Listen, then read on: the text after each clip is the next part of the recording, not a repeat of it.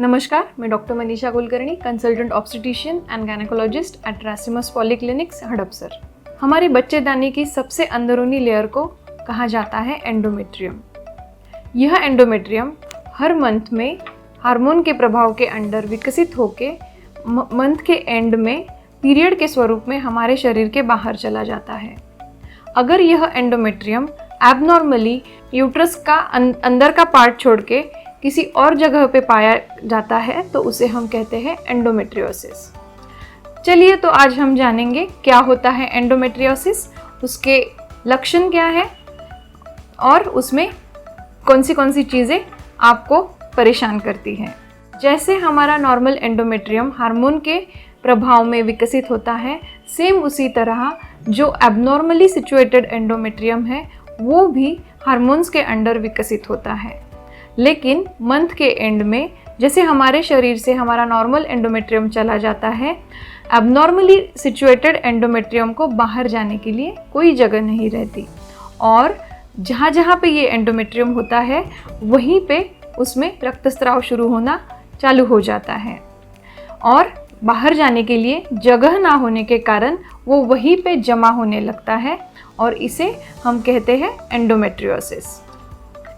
सबसे commonly endometriosis पाया जाता है ओवरीज में, यानी कि हमारे अंडाशय में, जिसे हम कहते हैं एंडोमेट्रियोमा या फिर chocolate cyst of ovary. Month के एंड में जब हार्मोन का विथड्रॉल होता है और जो एंडोमेट्रियोटिक इम्प्लांट्स ओवरी में पाए जाते हैं वहाँ पे रक्तस्राव होना शुरू हो जाता है और वो वहीं पे इकट्ठा होना शुरू हो जाता है। उसे कहते हैं एंडोमेट्रियोमा या फिर chocolate cyst of ovary.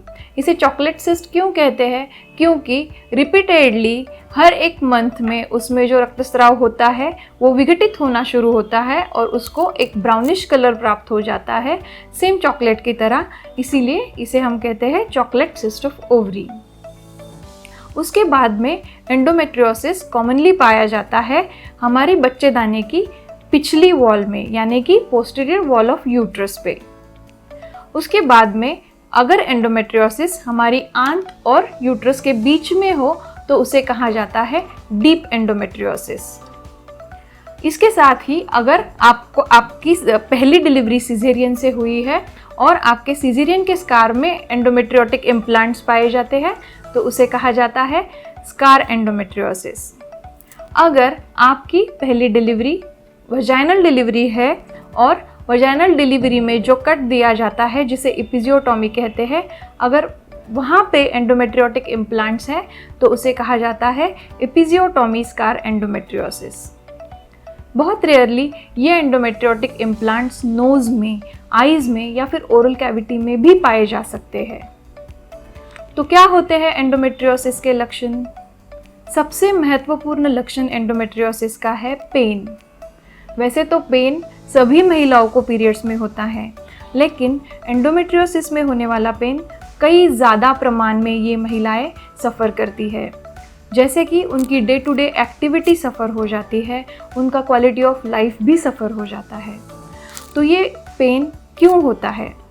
Usually जो एंडोमेट्रियोटिक इम्प्लांट्स रहते हैं ओवरीज में या फिर डीप एंडोमेट्रियोसिस में, जो वहाँ पे रक्तस्राव होने के कारण वो जमा होते हैं, उसके साथ ही कुछ और हार्मोन्स जो कॉज करते हैं पेन या फिर एसोसिएटेड होते हैं पेन से, जैसे कि साइटोकाइंस और इंटरल्यूकिन्स, वो भी वहाँ पे स्रावित होते हैं और उसके कारण एंडोमेट्रियोसिस के महिलाओं में होने वाला पेन ये नॉर्मल से कई ज़्यादा स्वरूप में पाया जाता है।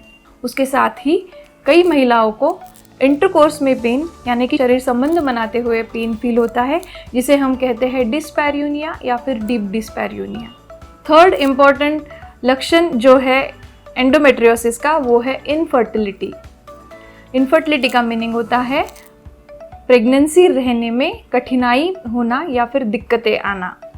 एंडोमेट्रियोसिस के कारण हमारी ओवरीज, हमारी फैलोपियन ट्यूब्स और हमारे यूट्रस का जो नॉर्मल रिलेशन होता है या स्ट्रक्चर होता है वो डिस्टर्ब होने के कारण हमारी प्रेगनेंसी रहने में जो कठिनाई आती है वो होती है फैलोपियन ट्यूब्स, हमारे ओवरीज के जो एग्स ओव्यूलेट होते हैं उसे उठा पाने में दिक्कतें आना।